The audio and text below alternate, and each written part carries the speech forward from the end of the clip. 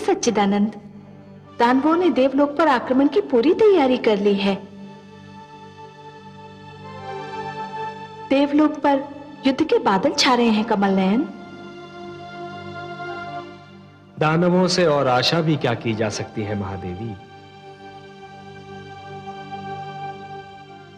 बिच्छू का किसी को डंक मारना केवल उसकी प्रवृत्ति ही नहीं, उसकी विवशता भी है,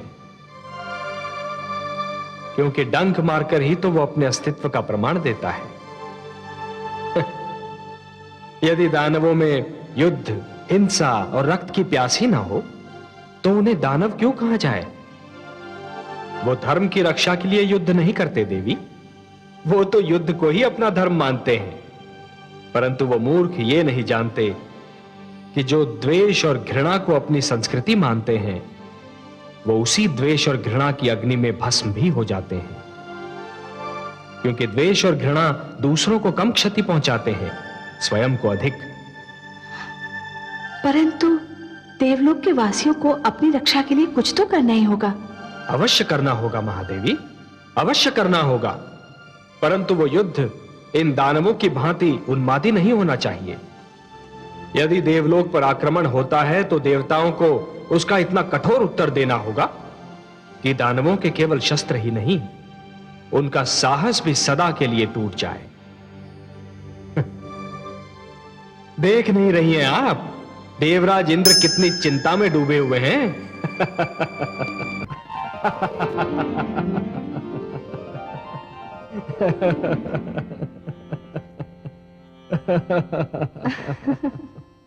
मैं आपकी हंसी का भेद पा गई कमल नयन। अच्छा, मैं समझ गई कि आप अपनी हंसी को क्यों नहीं रोक पा रहे हैं। अच्छा, तो बताइए तो सही कि हमें हंसी क्यों आई। देवराज इंद्र ने अपने ही मुख से अपने आप को महान कहा, इसलिए। आप ठीक समझी महादेवी, अपने ही मुख से अपने आप को केवल वही लोग महान कहते हैं जिन्हें यह भय होता है कि कदाचित कोई और उन्हें महान नहीं कहेगा। ये तो आत्मविश्वास की कमी का प्रतीक है देवी। सत्य तो ये है कि मुझे भी देवराज इंद्र का ये अभिमान अच्छा नहीं लगा। देवी, अभिमान और घमंड स्वयं से छल करने का दूसरा नाम है। अब सांझ समय शरीर की छाया लंबी हो जाती है। अब कोई मनुष्य यदि छाया की इस लंबाई को शरीर की वास्तविक लंबाई समझ लेगा तो स्वयं से छल ही करेगा ना। हे नाथ, मुझे तो लगता है कि देवराज इंद्र अपनी सफलता पर फूले नहीं समा रहे हैं। देवी, सफलता और समृद्धि को प्राप्त कर लेना उतना कठिन नहीं होता जितना कि उन्हें पचा लेना। अब मान लीजिए कि एक गागर में जल आधा भरा है और दूसरी गागर में जल पूरा भरा है। जिस गागर में जल आधा भरा है वो तो शीघ्र ही लुढ़क जाएगी ना। इसी प्रकार जिनके व्यक्तित्व में हल्कापन होता है वो थोड़ी सी सफलता से भी बहुत अधिक प्रसन्न हो जाते हैं।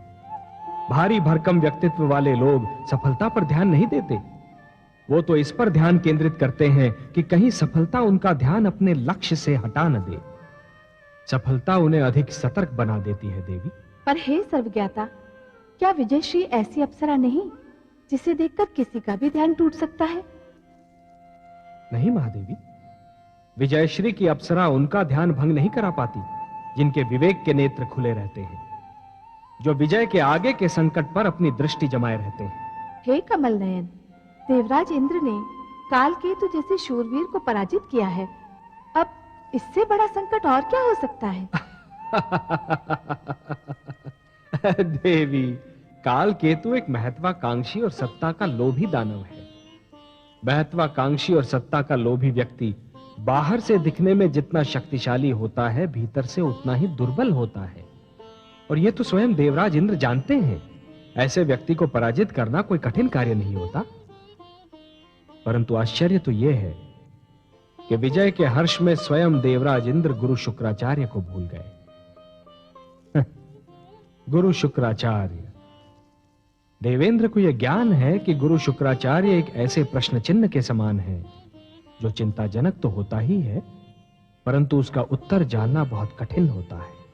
गुरु शुक्राचार्य?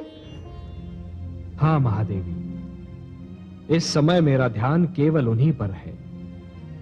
उनकी सोच किसी भी समय एक बहुत बड़ा संकट खड़ा कर सकती है। किंतु वो क्या सोच रहे हैं स्वामी? महादेवी, जिस प्रकार एक धनी जिसका धन चोरी हो जाता है वो अपने धन को सबसे छुपाता फिरता है, उसी प्रकार एक चोट खाया हुआ विद्वान अपनी सोच को सबसे छुपाने का प्रयत्न करता है। गुरु शुक्राचार्य किसी को यह नहीं बताना चाहते कि वो क्या सोच रहे हैं, परंतु वो जो भी सोच रहे हैं वो देवताओं के लिए घातक सिद्ध हो सकता है। तब तो फिर आप ही को देवताओं को आश्रय देना होगा स्वामी। नहीं महादेवी, ऐसी परिस्थिति तो उत्पन्न ही नहीं होनी चाहिए जब किसी को किसी और को आश्रय देना पड़े। अब मैं क्या करूंगा, यह तो इस पर निर्भर है कि गुरु शुक्राचार्य का अगला पग किस ओर उठता है। हे नाथ, कहीं सचमुच देवराज का ये असीम विश्वास मात्र भ्रम न सिद्ध हो। दैत्य गुरु शुक्राचार्य को अपने अनुष्ठान के आरंभ में कुछ कठिनाइयां अवश्य हुई, किंतु अब वे धुएं का पान इतनी सरलता से कर रहे हैं जैसे कोई शिशु दुग्ध पान करता है। यह संकल्प की शक्ति है महादेवी। जब कोई व्यक्ति किसी कार्य को करने के लिए दृढ़ संकल्प कर लेता है तो पर्वत भी उसके सामने राई के समान हो जाता है। फिर कोई भी बाधा उसका मार्ग नहीं रोक सकती। हे महादेवी, जब एक छोटा सा झरना संकल्प कर लेता है तो चट्टानों की छाती चीर कर बाहर निकलता है। जब एक नन्हा सा बीज उगने का संकल्प करता है तो पथरीली धरती से बाहर फूट कर निकलता है। मानव के मन में असंख्य शक्तियां भरी हैं महादेवी, और इन सारी शक्तियों में महानतम शक्ति है संकल्प। संकल्प असंभव को भी संभव बना सकता है। इसका अर्थ तो ये हुआ कि देवलोक पर कोई महान संकट आने वाला है। निस्संदेह देवराज इंद्र के लिए समस्या अब और गंभीर हो सकती है महादेवी। दैत्य गुरु शुक्राचार्य का अभियान यदि सफल हो गया तो ऐसी घटनाएं घटित होंगी जिनसे सारी सृष्टि संकट में पड़ जाएगी। देवर्षि, आपने ये क्या किया? क्या किया मैंने माते? आपने सनसनी फैलाकर समस्त देवलोक में भय का वातावरण उत्पन्न कर दिया। सत्य के प्रदर्शन को आप सनसनी कह रही हैं माते? मैंने देवलोक में सनसनी नहीं फैलाई। देवराज इंद्र अपनी अंध प्रशंसा से भ्रमित हो रहे थे। मैंने तो केवल सत्य कहकर उन्हें सावधान करना चाहा था, भयभीत नहीं। माते, आप तो जानती ही हैं कि बातें दो प्रकार की होती हैं। पहली वे जो सुनने में तो अच्छी लगती हैं किंतु सत्य नहीं होती, और दूसरी वे जो भले ही सुनने में अच्छी न लगें किंतु सत्य होती हैं। मैंने देवराज इंद्र से केवल सत्य कहा था, भले ही वह उन्हें सुनने में अच्छा ना लगा हो। समस्या यह है माते कि देवताओं के राजा होते हुए भी देवराज ऐसे लोगों से घिरे रहते हैं जो केवल उनकी झूठी प्रशंसा करते रहते हैं। देवर्षि ठीक कह रहे हैं महादेवी। किसी को अपने संकट से सावधान कराना अर्थात अपना धर्म निभाना, फिर वो असावधान व्यक्ति कम से कम ये तो नहीं कह सकता कि किसी ने मुझे संकट से सावधान ही नहीं कराया। परंतु हे कमल नयन, इस घबराहट में देवराज कोई अनुचित पग उठा ले तो क्या होगा? यही तो देवेंद्र के विवेक की परीक्षा होगी ना महादेवी। इसी से तो सिद्ध होगा कि क्या देवेंद्र को अपनी भूल का आभास हुआ है या फिर वो अपनी भूल को छुपाने के प्रयास में दूसरी भूल कर बैठेंगे। हे सर्वेश्वर, ये घटना तो बहुत विचित्र मोड़ ले रही है। अब तो देवराज इंद्र की पुत्री जयंती भी इस भयंकर खेल में कूद पड़ी है। भय महादेवी, भय। जो भी हो रहा है उसका कारण देवराज इंद्र का भय ही है। यदि भूल का आभास समय पर ना हो तो वो भूल एक दिन भय में परिवर्तित हो जाती है। देवराज इंद्र को अब आभास हुआ है कि अपने अभिमान में उन्होंने दैत्य गुरु शुक्राचार्य की शक्ति का अनुमान नहीं लगाया था। अब उन्हें यह भय भी हो रहा है कि देवराज के हाथ से यह देवलोक की सत्ता छिन जाएगी। सत्ता छिन जाने का भय विवेक को नष्ट कर देता है। परंतु हे नारायण, जयंती को इस भयंकर खेल में कूदने की क्या आवश्यकता थी? इसका कारण भी भय है देवी। जयंती को यह भय है कि कहीं उसके पिता का सम्मान नष्ट न हो जाए। यद्यपि परिवार के सम्मान के लिए परिवार की यह एकता सराहनीय है, परंतु शुक्राचार्य के अनुष्ठान को भंग करने का निर्णय कदापि सराहनीय नहीं है। यह एक अनुचित कार्य होगा देवी। जिस प्रकार एक शिशु को जब अंगारे की चमक आकर्षित करती है, तब उसे यह ज्ञान नहीं होता कि अंगारा छू लेने से उसका हाथ भी जल सकता है, उसी प्रकार जयंती को भी आज यह ज्ञान नहीं है कि जिस अग्नि से वो खेलने जा रही है, उसकी लपटें उसकी अंतरात्मा को भी छू सकती है। तो क्या जयंती इस खेल में हार सकती है देवेश्वर? हार और जीत में अंतर करना कभी-कभी कठिन हो जाता है महादेवी।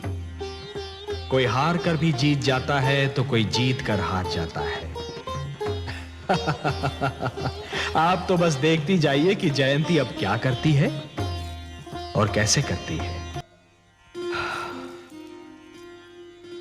हे महादेवी, जानती हैं सृष्टि का सबसे सुंदर दृश्य क्या होता है? हाँ कमल नयन, वो दृश्य जिसे देखकर आपका मुख पुष्प की भांति खिल उठता है, वही दृश्य जो हमने अभी देखा।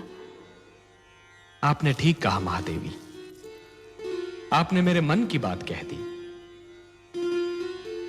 जब मां अपने पुत्र का दुख बांटने का प्रयास करती है, तो मुझे लगता है कि सृष्टि का निर्माण निरर्थक नहीं था।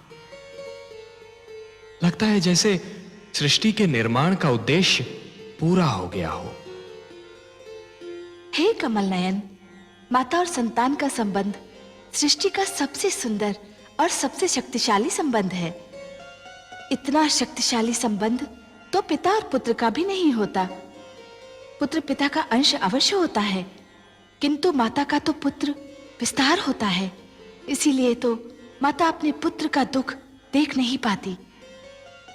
पुत्र का दुख, पुत्र का कष्ट माता के लिए स्वयं उसी का दुख, उसी का कष्ट बन जाता है। हाँ महादेवी, आपने माता और पुत्र के संबंध को एक सुंदर परिभाषा दे दी। सत्य कहा आपने, माता अपने पुत्र के कष्ट को अपना ही कष्ट समझती है। जिस प्रकार घटा धरती पर बरसने के लिए व्याकुल रहती है, जिस प्रकार एक पुष्प वातावरण में अपनी सुगंध फैलाने के लिए व्याकुल रहता है, उसी प्रकार एक माता भी अपने पुत्र पर हृदय का सारा प्रेम लुटाने के लिए व्याकुल रहती है। ममता इस सृष्टि की सुंदर भावना है। धन्य है ये माता। मैं ऐसी माताओं को प्रणाम करता हूं। देखा महादेवी, देखा अहंकार का दुष्परिणाम। मस्तिष्क में जब अहंकार भर जाता है तो सिर तन कर आकाश को छूने लगता है, और फिर जब परिस्थितियां अहंकार को चूर चूर कर देती हैं, तो वही सिर फिर से पृथ्वी पर आ गिरता है। देवराज इंद्र का झुका हुआ सिर उनके चकनाचूर अभिमान का साक्षी है महादेवी। देवराज से भूल हुई है और वो इस भूल का फल भी भोग रहे हैं। परंतु हे कमल नयन, प्रश्न तो ये है कि क्या जयंती जो कर रही है वो अनुचित नहीं है? महादेवी, आपके प्रश्न का उत्तर केवल एक प्रश्न से ही दिया जा सकता है, और वो प्रश्न ये है कि जयंती ने दैत्य गुरु शुक्राचार्य के साथ पहले जो कुछ किया, क्या वो उचित था? नहीं महादेवी, नहीं। हर क्रिया की कोई न कोई प्रतिक्रिया अवश्य होती है, तो फिर अनुचित क्रिया की प्रतिक्रिया उचित कैसे हो सकती है देवी? हाँ, परंतु इसे रोका भी तो नहीं जा सकता। इन सारी अप्रिय घटनाओं का आरंभ देवराज इंद्र की भूल से हुआ था देवी। जिस प्रकार अग्नि से केवल धुआं ही उत्पन्न होता है और जल नहीं, उसी प्रकार भूल से केवल पश्चाताप का जन्म होता है देवी, संतोष का नहीं। तो ये घटनाक्रम कहां जाकर रुकेगा देवेश्वर? जयंती का यह निर्णय इस घटनाक्रम का आरंभ है देवी, अंत नहीं। इस आरंभ और अंत के मध्य अग्नि और रक्त की नदी बह रही है। दैत्य गुरु शुक्राचार्य को संजीवनी मंत्र का मिल जाना देवलोक के लिए एक अशुभ समाचार है।